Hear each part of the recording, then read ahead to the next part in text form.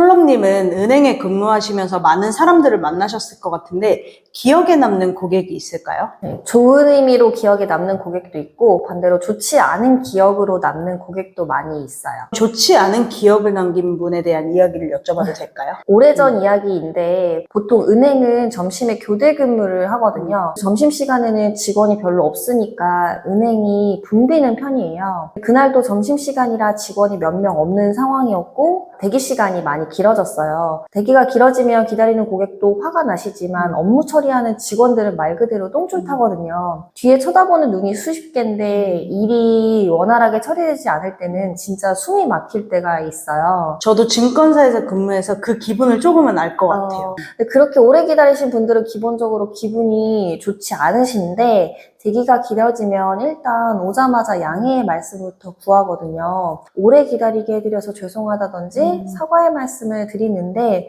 어떤 분들은 괜찮아요, 식사는 하셨어요? 라고 묻는 반면에 어떤 분들은 호통을 치면서 화를 내시기도 해요. 듣기만 해도 힘들 것 같아요. 네, 그때 당시에도 그런 상황이었는데 제 자리에 오신 여성분이 계셨어요. 제가 착석하시기도 전에 기다리게 해드려서 죄송하다고 얼른 업무 처리해드리겠다고 말씀을 드렸는데 눈을 굉장히 흘기시더라고요. 업무는 굉장히 빨리 끝났고 가실 때도 사과의 말씀을 한 번 더 드렸는데도 여전히 눈만 흘기면서 기분 나빠하면서 가셨어요. 근데 저는 그날의 기억이 꽤 오래 잊혀지지가 않더라고요. 사실 저도 업무 보러 은행 갔는데 대기 시간이 길어지면은 기분이 썩 유쾌하지는 않더라고요. 맞아요. 저도 고객이 되어서 관공서나 은행에 방문했을 때 생각했던 것보다 오래 기다리면 초조해지곤 했던 경험이 있긴 한데 그럼에도 불구하고 상대방에 대한 예의는 갖췄던 것 같아요. 질문 하나 드리고 싶은데 박혜님이 출근하는 길에 지하철을 기다리는데 지하철이 파업으로 연착을 한 거예요. 이 상황에서 어떻게 하실 것 같아요? 아마 택시나 뭐 버스 같은 다른 교통수단을 알아볼 것 같아요. 얼마 전에 제가 방금 여쭤본 것과 똑같은 상황을 직접 보게 되었어요. 출근하는 길이었는데 새벽 6시 정도 굉장히 이른 시간이었는데 지하철에 사람이 되게 많고 분위기가 이상하더라고요. 옆에 계신 분께서 저에게 지하철 파업해서 한참 뒤에 올 예정이다 라고 알려주시더라고요. 그 상황에서 일부 사람들은 역무원에게 화를 내고 욕을 하는 걸 제가 보았어요. 똑같이 지하철이 연착되는 상황에서 누군가는 역무원에게 화를 내고 누군가는 다른 방법을 찾아 버스를 타러 향하는 모습을 보면서 같은 상황에서 누군가는 화라는 감정을 누군가는 다른 방법이라는 것을 선택한다는 걸 알게 되었어요.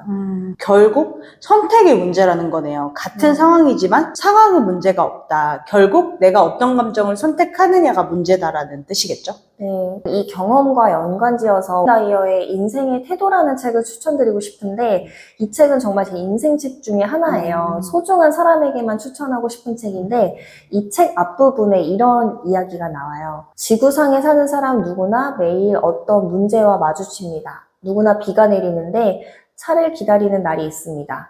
누구나 인플레이션을 겪고 나이가 들고 아프고 아이들 때문에 실망하는 날이 있습니다. 누구에게나 문제는 있죠. 하지만 한계를 모르는 사람은 문제에 대해 다른 태도를 취합니다. 어떤 상황도 일어날 수 있음을 알고 문제가 절대로 일어나서는 안 되는 일인 양 대하지 않습니다. 저도 이 책에서 오렌지 이야기가 인상이 깊었는데요. 오렌지를 쥐어짜면은 그 오렌지 주스가 나오는 것이 당연한데 그게 나오는 이유가 그 안에 있으니까라는 거죠. 화, 증오, 스트레스 모든 것은 우리를 쥐어짜기 때문에 나오는 게 아니라 그게 내 안에 있기 때문에 밖으로 나오는 것이라는 구절이 좀 인상 깊었어요. 이 책에는 이런 문구도 나오는데요. 누구도 나를 우울하게 만들 수는 없습니다. 누구도 나를 화나게 할 수 없고 마음 아프게 할 수 없습니다. 누구도 내 안에 없는 것을 만들어낼 수 없습니다.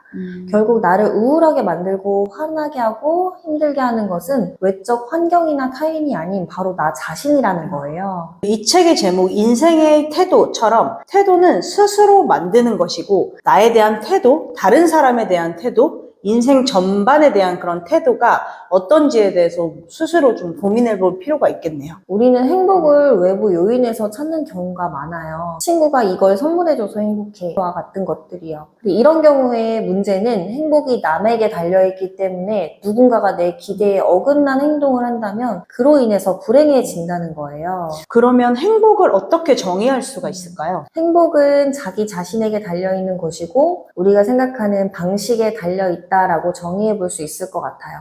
행복이 내 안에 있다면 어디에서든 행복할 수 있고요. 그러니까 행복을 내 안에 넣어야 하는 거죠. 사실 그 행복이라는 말을 자주 쓰는데 행복의 정의를 제대로 내려본 적은 없는 것 같아요. 행복을 정의할 수 있다면 더 이상 나의 행복을 타인에게 요구하는 일은 없지 않을까 싶어요. 이 영상을 보시는 분들에게 드리고 싶은 말씀이 있는데요. 이 말을 꼭 스스로에게 자주 말해주셨으면 좋겠어요. 그걸 대할 능력이 내게 있어. 나는 그걸 대할 능력이 있어. 이런 식으로 생각하면서 자신에게 일어나는 모든 일에 대한 감정, 기분, 태도를 선택하셨으면 좋겠습니다. 오늘은 인생의 태도라는 책에 대해서 이야기를 나눠봤는데요. 이것만 알아도 인생이 지금보다는 행복해지지 않을까 싶습니다.